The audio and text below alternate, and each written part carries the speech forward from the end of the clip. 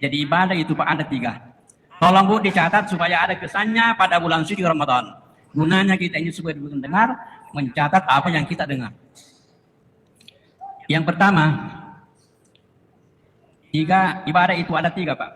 Yang pertama, ada ibadah yang paling dominan di dalamnya adalah rohani, jiwa. Yang kedua, ada ibadah yang paling dominan di dalamnya adalah jasmani. 3, ada ibadah kedua-duanya kolaborasi, berperang jasmani dan rohani. Assalamualaikum warahmatullahi wabarakatuh.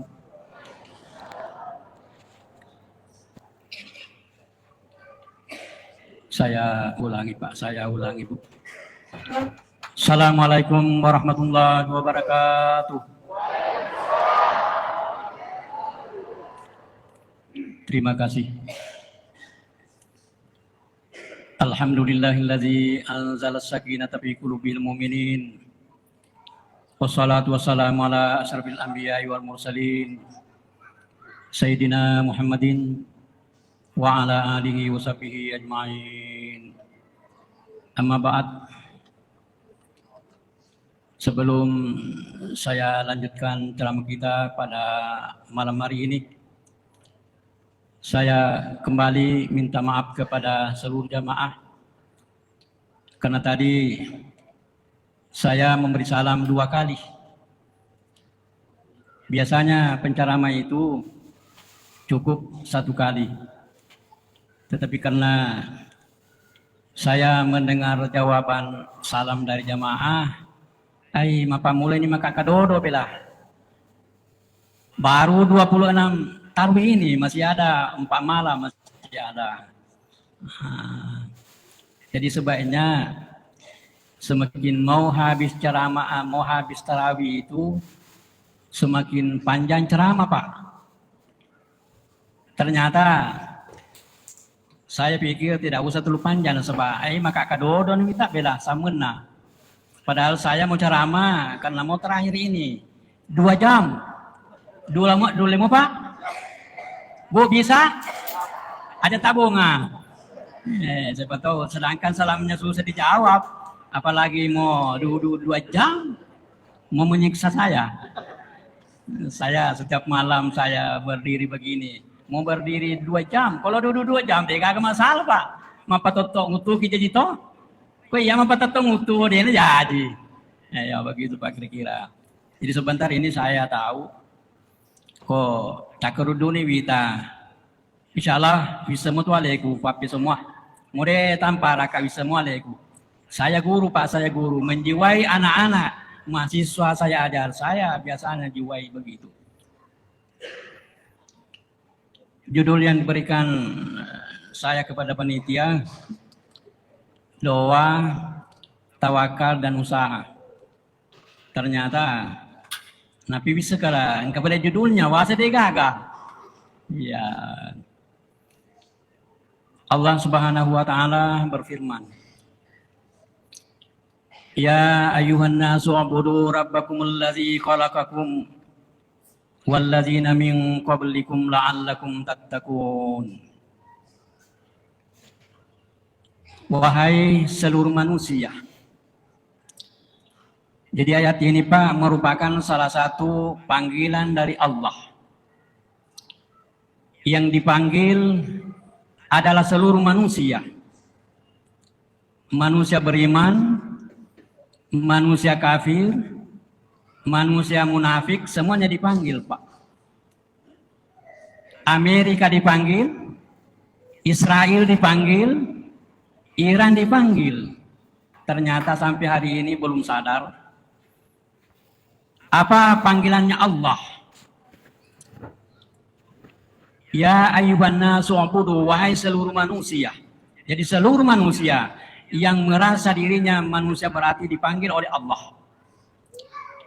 Berapa manusia yang dipanggil? Banyak, karena perintah dari Allah. Oh abudu. Kalau Allah mengatakan oh abudu, seluruh manusia disuruh menyembah. Karena itu ubudu dalam bahasa Arab Pak, dari kata abada. Abada menyembah. Ubud sembahlah. Kalau ubud satu orang disuruh, ubudu banyak. Maka kita ini adalah semuanya diperintahkan menyembah kepada Allah. Di mana kita harus menyembah? Rabbakumul ladzi khalaqakum walladzina min qablikum. Tuhan yang telah menciptakan kamu. Karena kita ini biasa Pak manusia. Biasa mereka puatkah? Biasa kita puat tato pang Allah Ta'ala. Biasa kalau kekimita ko buru ang katupat tak koro. Mana ka tak koro untuk mati. Biasa ada orang pergi di pinggir sungai, di bawah jembatan, siapa yang pergi di situ? Kuana. Mana ka kuana koro? Nawiri salo. Wajah. Jadi nawareki petunjuk pengalah Ta'ala. Wa'budu rabbakumul ladzi khalaqakum. Sembahlah Tuhanmu yang telah menciptakan kamu sekalian. Jadi Allah memerintahkan kita menyembah. Maka tugas kita adalah berdoa kepada Allah. Apa yang namanya, apa itu doa? Karena beda perintah, beda doa. Kita ini sebagai abdun. Allah Ta'ala sebagai ma'bud yang disembah. Fungsi kita adalah beribadah sekaligus berdoa kepada Allah. Supaya ibadah yang kita lakukan diterima oleh Allah Subhanahu wa Ta'ala. Itu namanya doa. Hamba berdoa. Berdoa identik dengan permohonan. Permohonan itu Pak, minal adna ilal adla. Dari bawah ke atas. Ada yang namanya amar. Perintah. Perintah itu adalah minal a'la ilal adna. Dari atas ke bawah. Itu namanya perintah. Kalau dari bawah, umpama ada maksudnya orang di bawah, ditujukan kepada yang di atas kita. Isinya perintah. Audina terima Pak. Kalau hamba memerintahkan Allah, Allah tidak pantas diperintah. Maka kalau yang dari bawah berdoa, kalau yang dari atas adalah perintah. Ternyata ibadah itu Pak, saya lihat walaupun tidak ada sumbernya, tetapi saya analisa. Saya berpendapat. Kenapa saya berpendapat? Karena ada yang mengatakan seorang profesor kalau tidak ada pendapatnya sepertinya tidak diakui oleh orang, karena harus berpendapat. Guru besar, profesor. Tadi protokol menyebut nama saya Profesor Dr. Amir. Saya kaget Pak, karena saya dipanggil profesor. Profesor itu Pak artinya guru besar. Nah saya ini Pak masih kecil. Jadi tak sele-sele ka sa dia, kung mau dia makna. Profesor kapal Saya terima karena penghargaan dari pemerintah. Dalam hal ini Menteri Agama. Saya terima. Kalau tidak dipecat saya sebagai dosen, sebagai profesor. Maka saya harus berpendapat. Tolong anak-anakku yang mau mencatat itu, dicatat judulnya nama saya. Karena ada itu anak-anak turun ki, Pak apa judulnya, siapa nama ata ditandatangani, wah sama perintah. Jadi kau betul deh, walau tandatangani, siapa nama ata Pak, apa judulnya, sudah ada tori menceramah. Jadi ibadah itu Pak ada 3. Tolong Bu dicatat supaya ada kesannya pada bulan suci Ramadan. Gunanya kita ini sebagai pendengar mencatat apa yang kita dengar. Yang pertama, ibadah itu ada 3 Pak. Yang pertama, ada ibadah yang paling dominan di dalamnya adalah rohani, jiwa. Yang kedua, ada ibadah yang paling dominan di dalamnya adalah jasmani. 3, ada ibadah kedua-duanya kolaborasi, berperang jasmani dan rohani. Tentu kita bertanya, yang mana ibadah yang mana yang berperan di dalamnya adalah rohani. Jasmani juga ada, tetapi yang paling berkuasa, berfungsi di dalamnya adalah rohani. Contohnya, ketika kita berzikir. Zikir itu Pak, bahasa Arab. Dari kata zakara, menyebut, mengingat. Berzikir berarti mengingat kepada Allah. Ternyata berzikir itu yang paling berfungsi sepertinya jiwa. Sama halnya kalau kita berzikir Pak. Mengucapkan subhanallah. Biasanya 33 kali. Ganjil Pak. Mengapa kalau kita berzikir, bertasbih, bertahmid, bertahlil kepada Allah? Nabi kita mengajarkan, ulama kita mengajarkan biasanya ganjil. Mengapa? Karena Allah itu ganjil Pak. Esa, tunggal. Allah marah kalau diduakan. Sedangkan di rupa tahu kok dipak dua ki marah. Seperti ibu-ibu bu. Kumalakai mabu inilah kita marah atau tidak? Oh dia tetap, dia marah. Tidak marah. Tidak marah bu toh? Marah. Nah kalau ini tanya Bapak melata ada marah kalau diduakan Pak. Sedangkan makunda ye macaya ku dipadai apalagi alena pengelata ala alena pancagi Pak marah ketika musyrik menduakan ada yang dianggap Tuhan daripada dia adalah marah. Zikir kalau kita mengucapkan subhanallah. Itu subhanallah artinya Pak, maha suci Allah. Ternyata pernah saya baca di dalam salah satu kitab. Orang itu mengucapkan subhanallah. Ada ulama yang mengatakan ada dua penyebab. Engka dua pasabareng ia rupa tawe nabuah dari kata subhanallah. Yang pertama, apabila kita melihat sesuatu yang luar biasa, yang menakjubkan, mapatakajanne. Jangan pakai bahasa Bugis Pak. Jangan pakai bahasa Indonesia. Pakai bahasa Arab supaya kita istilahnya kata yang dipakai beribadah kepada Allah. Akadaki subhanallah. Contoh apa? Ini burannya.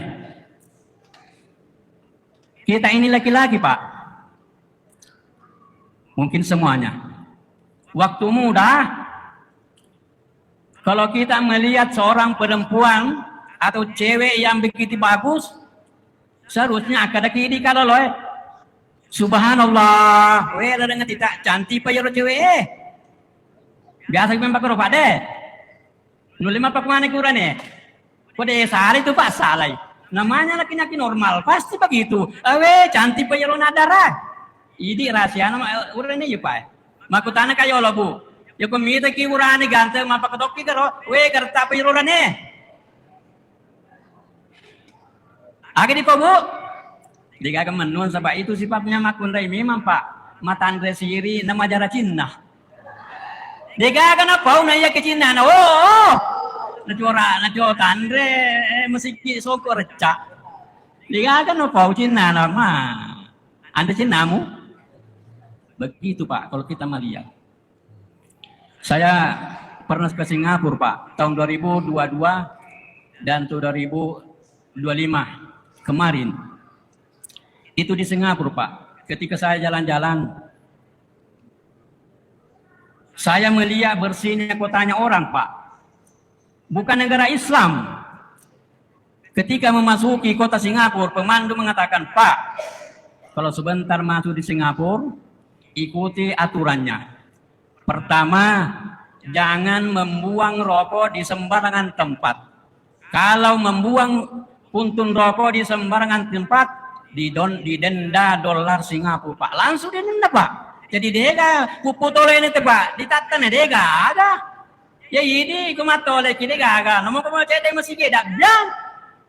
Lolong api. Ya robe dengan puputule bawa deh lolong api di Singapura Pak, tidak ada begitu.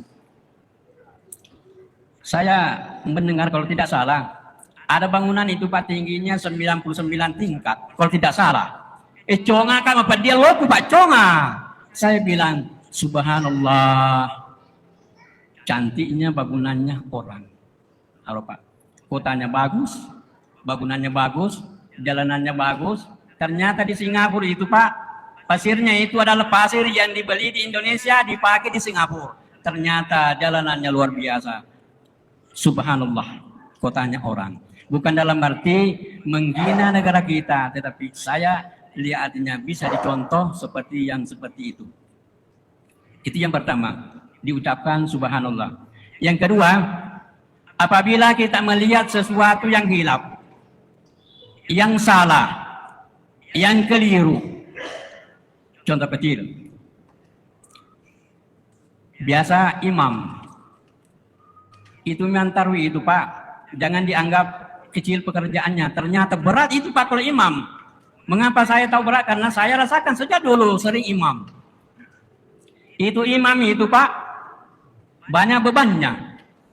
Dia pikir, Papura kan baca Al-Fatihah matu, apalagi ayatnya, apa sambungannya, berapa rakaat, kurang atau lebih. Kalau terjadi yang seperti ini, maka makmum membenarkan imam. Jangan pakai bahasa Bugis Pak.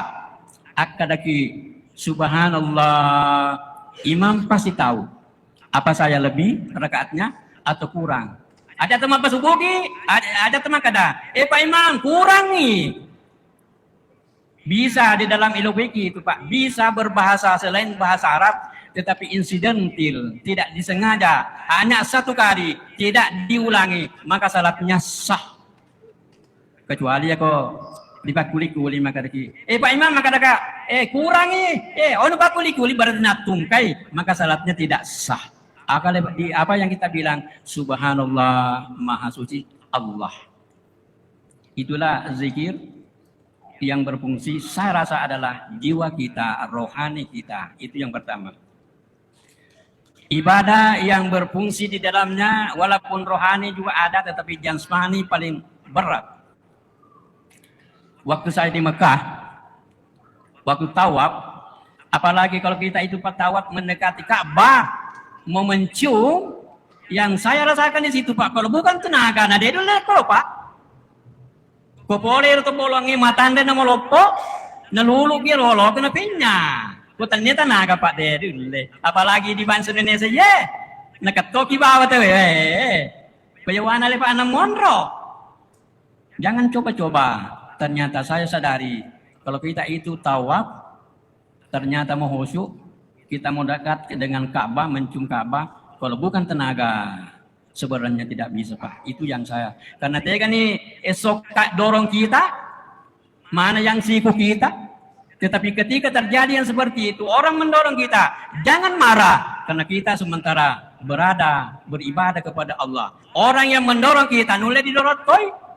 Yaro siku eki di siku toy.